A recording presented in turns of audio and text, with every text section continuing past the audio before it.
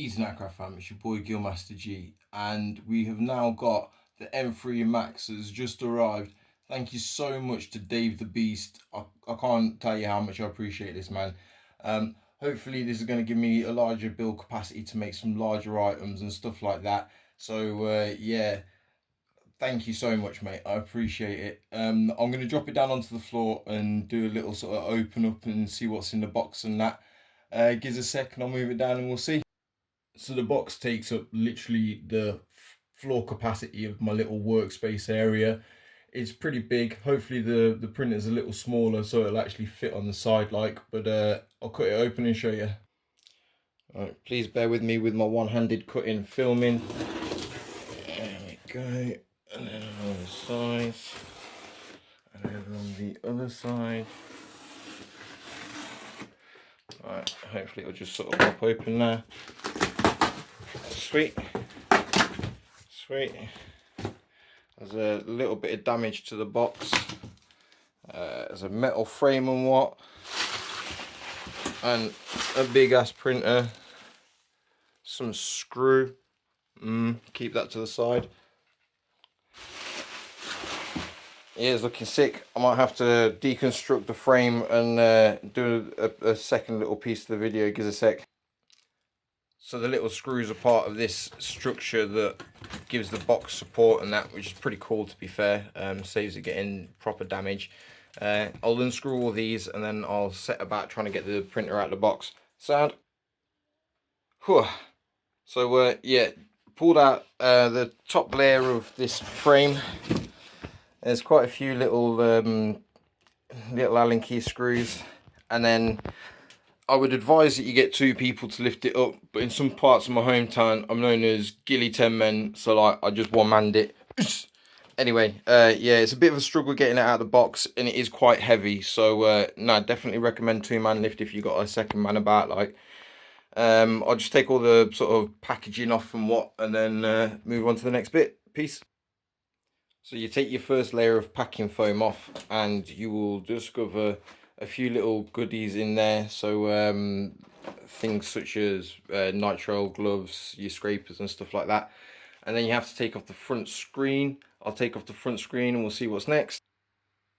So in the next layer of packaging, you've got your leveling paper. You've then got build plate. What else can we see there? You've got your power cables, you've got your autofill stuff, your VAT. I'm not sure what that is, but I'll have a look. That might be the top of the printer, in fact.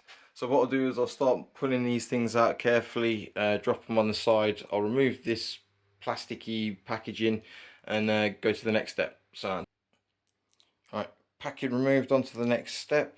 So basically you just got to remove this cardboard. It looks quite nice that it's got a really thick solid dual rail.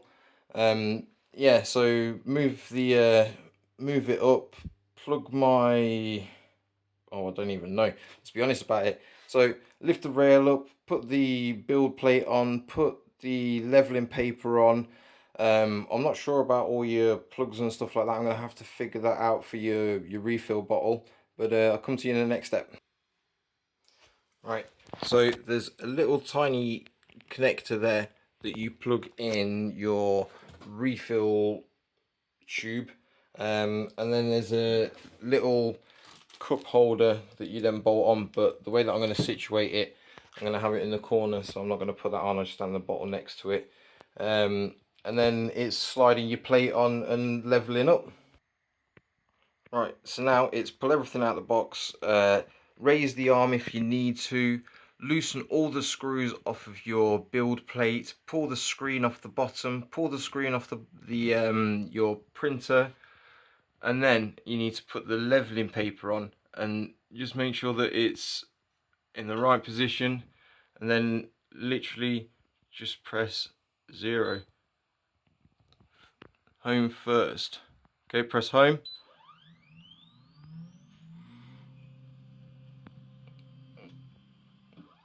And then it'll move.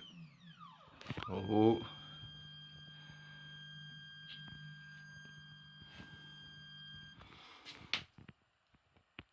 Right, So now that should be flat. Make sure that it is completely flat, and then tighten it up, and then that's zeroed in. Done. Right, so once you've tightened it up, just give your paper a quick tug and just make sure it's not going to move, so that you know that it's completely pressed down flat on all sides. Even though I'd loosened it off, as it lifted up, the back end wasn't 100%, it stuck somehow. So what I've done is I've just kept my hand like that as I'm tightening it up and making sure that it's all flat, and that'll be done.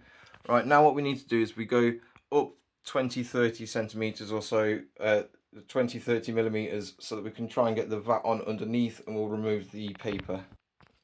Right, once you manage to slide your vat on, then you got these little knobs that are in the in your goodie bag, and then gently just try and make sure that they're in position, which it is.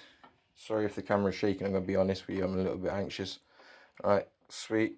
So screw it in, and then go to the other side, make sure it's in position, and gently just sort of screw it in, and then we are literally done.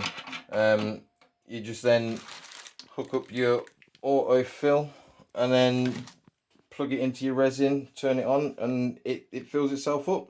I'll get the screens on and that and give you one final look.